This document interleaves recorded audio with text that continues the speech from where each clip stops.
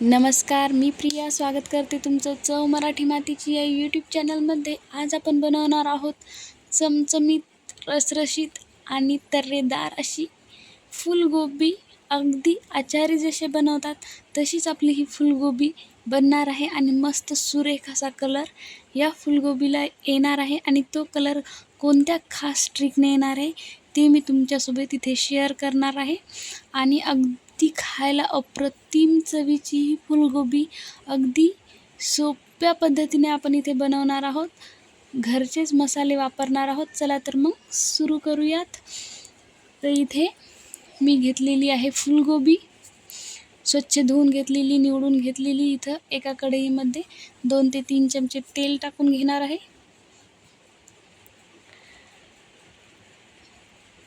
आणि या गोबीला आपल्याला या तेलामध्ये मस्तपैकी फ्राय करून घ्यायचं. शॅलो फ्राय करायचे, अगदी खूप जास्त शिजवून नाही घ्यायचं आहे.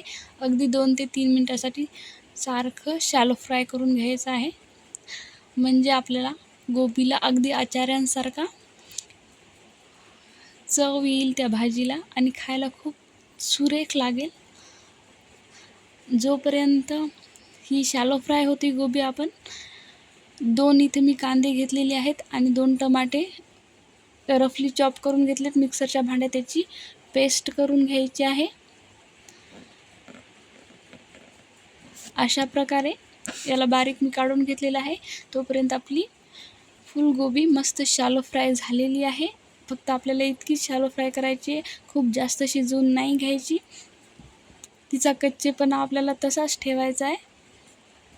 आणि त्याच कढईमध्ये मी तेल टाकून घेतले आहे 3 चमचे. त्याच्यामध्ये जिरं टाकून घेतलेलं आहे इथं. त्याचबरोबर एक दालचिनीचा तुकडा टाकायचे. दालचिनीमुळे खूप छान चव येते भाजीला, म्हणून इथे मी दालचिनी टाकलेली आहे. आणि यामध्ये आपल्याला जे टोमॅटो आणि कांद्याची प्युरी बनवली होती मिक्सरला लावून ती टाकायची आहे. मस्त तेल सुटेपर्यंत आपल्याला याला फ्राय करून घ्यायचं आहे.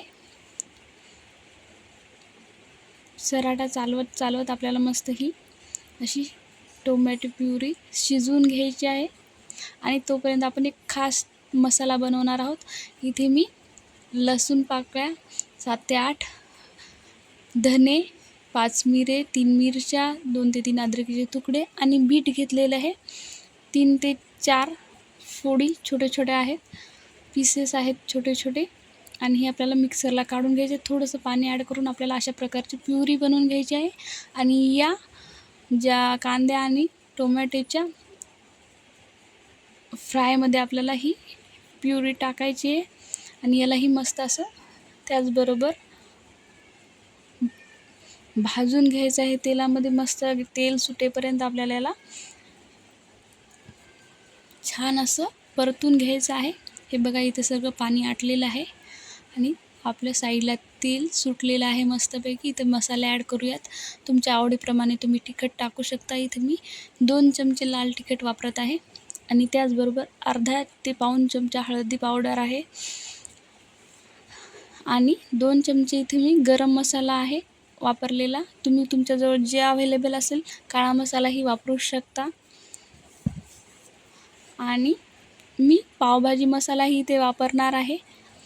हे मिक्स झालं की यामध्ये आपल्याला 1 चमचा पावभाजी मसाला टाकायचा आहे. पावभाजी मसाल्याची चव खूप छान येते या भाजीला, म्हणून इथे मी पावभाजी मसाला टाकलेला आहे. अगदी 1च चमचा वापरलेला आहे. खूप छान चव देतो. आणि मस्त लगे मिक्स करून घ्यायचं आहे.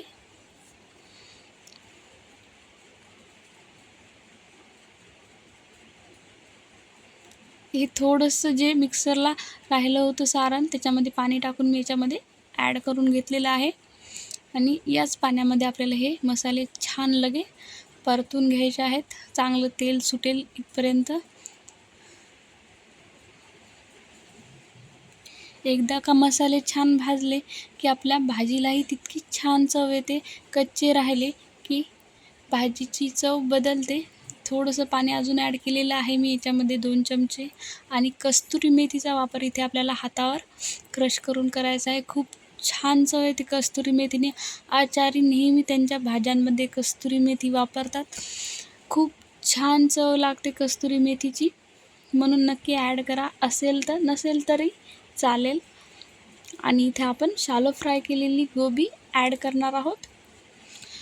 सगळ्यात महत्त्वाचं म्हणजे इथं आपण बीट वापरलेला आहे. बीटामुळे जो कलर येईल भाजीला तो अगदी आचार्यांच्या भाजींना जसा कलर येतो का अगदी तसाच कलर येतो आपल्या भाजीला देखील. आता इथे 1 ते 2 मिनटं आपल्याला याला कवर करून शिजू द्यायचं आहे. आणि आपल्या कन्सिस्टन्सीनुसार पाणी ॲड करायचं आहे. तुम्हाला हवं तितकं तुम्ही पाणी ॲड करू शकता, पण जास्तही नको. साधारण आपल्याला मीडियम कन्सिस्टन्सी राहील असं पाणी ॲड करायचं. इथे मी 2 ग्लास पाणी ॲड केलेलं आहे.